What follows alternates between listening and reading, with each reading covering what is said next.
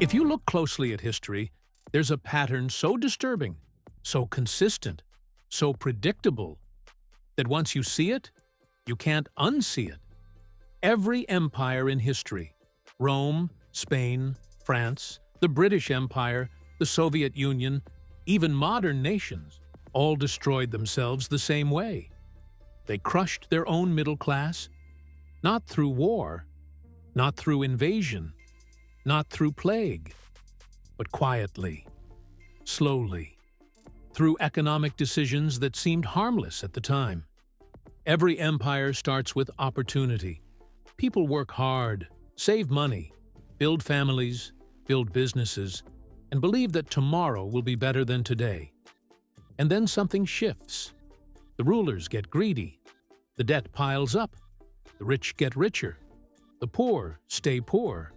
And the middle class, the group that holds the entire society together, carries more and more weight until it finally breaks. This isn't a conspiracy. This is a cycle.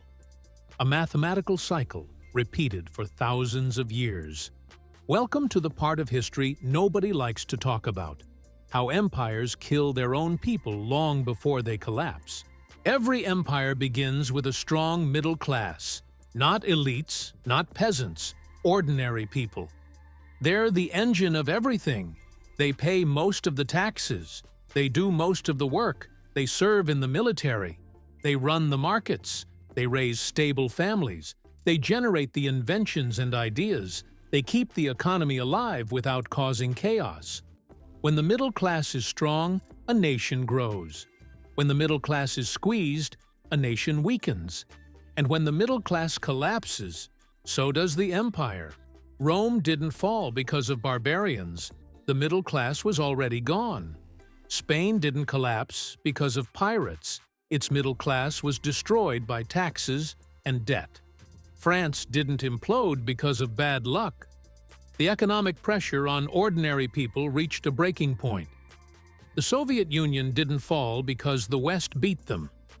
The internal economy crushed its own workers. Empires don't die from outside pressure. They die from inside failure. And the middle class is always the first victim. It always begins the same way.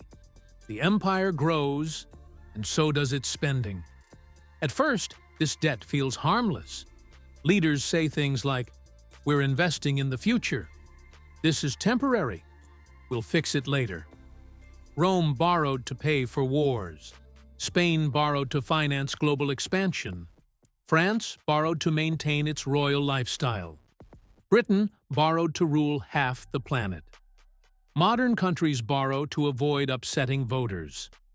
Debt becomes the quiet addiction of every empire. And the problem with addiction is that it always needs more. More borrowing, more spending, more promises. And eventually, someone has to pay for it. Guess who? Not the elites, not the government, always the middle class. Debt isn't just numbers.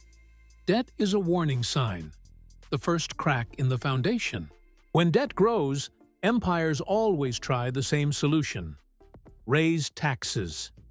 But here's the thing: they never start by taxing the rich.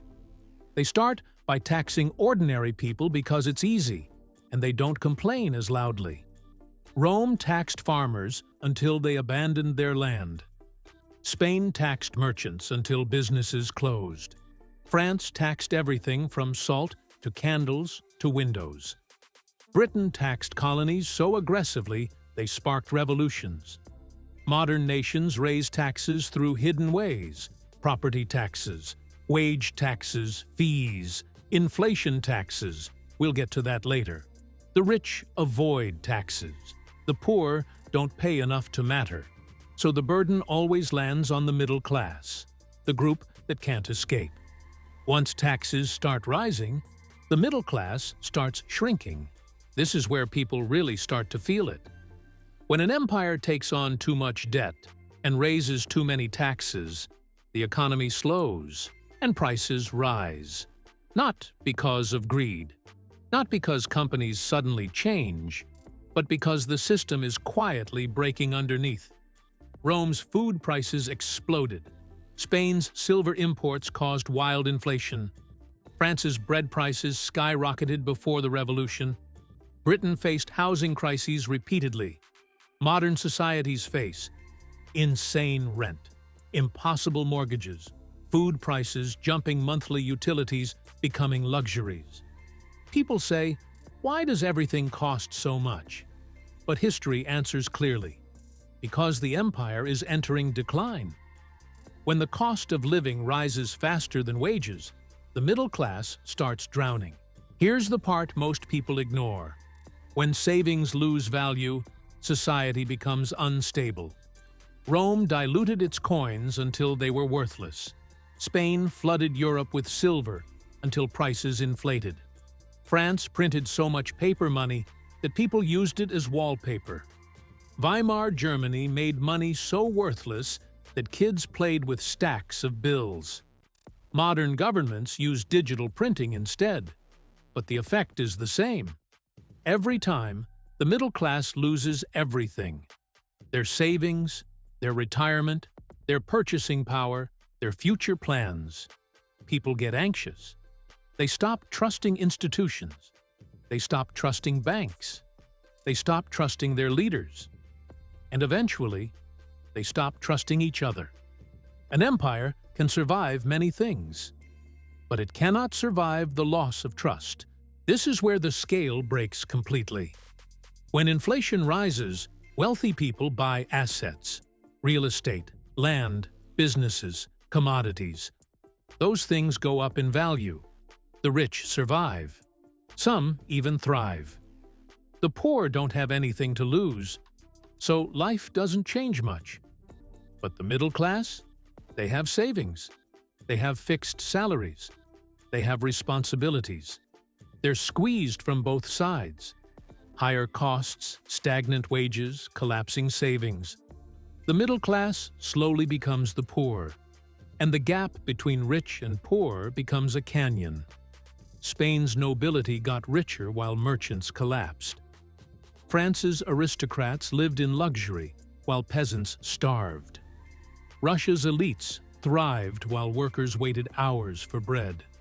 Modern billionaires see record wealth while families can't buy a home. Inequality isn't a political issue, it's a collapse indicator. When the middle class collapses, political chaos follows. Rome went through endless civil wars. France turned to revolution and bloodshed. Russia collapsed into the Soviet era. Spain lost its empire. Britain lost its global dominance. Modern nations become polarized, angry, unstable. When ordinary people can't afford a normal life, they start voting differently. More extreme candidates, more radical promises, more desperate ideas. Governments swing wildly from one direction to another. Institutions weaken. Trust disappears. Riots start. Businesses leave. Young people lose hope. Once politics becomes unstable, the empire enters the irreversible phase. Empires rarely collapse suddenly. They fade.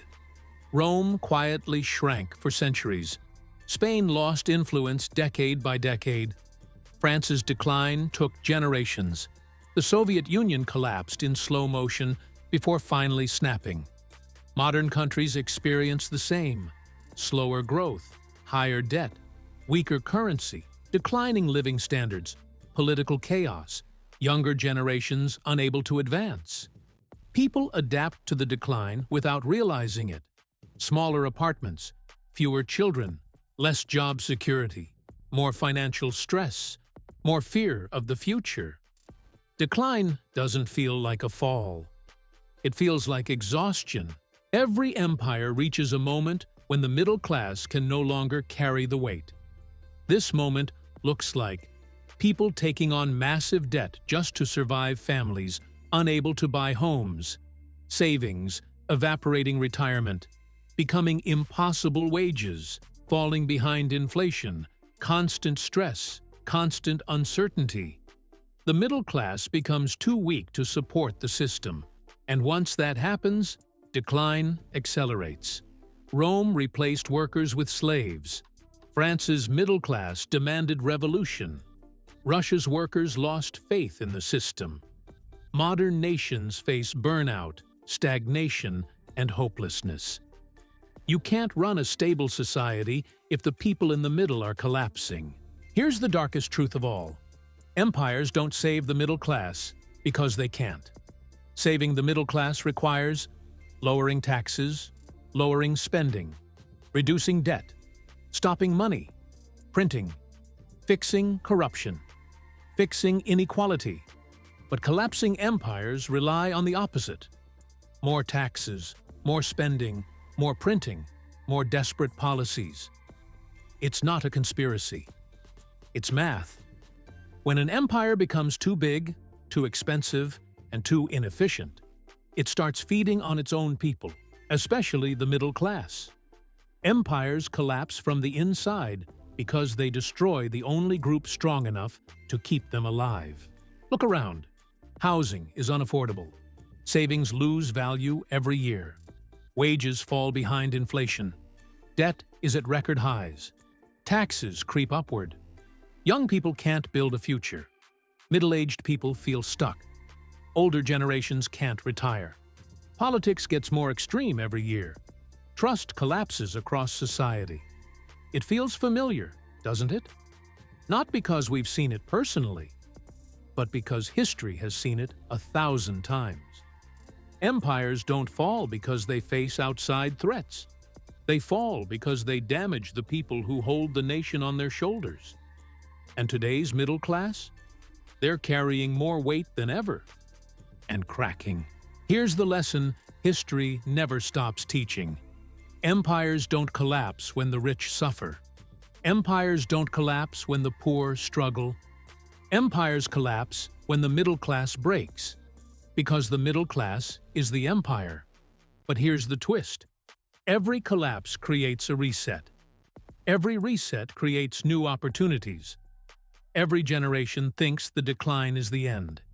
But it's always the beginning of something new. The fall of Rome gave birth to new kingdoms. The fall of France created modern Europe. The fall of the British Empire reshaped the world. The fall of the USSR created dozens of new nations. When systems break, new ones emerge. So the real question isn't whether empires fall.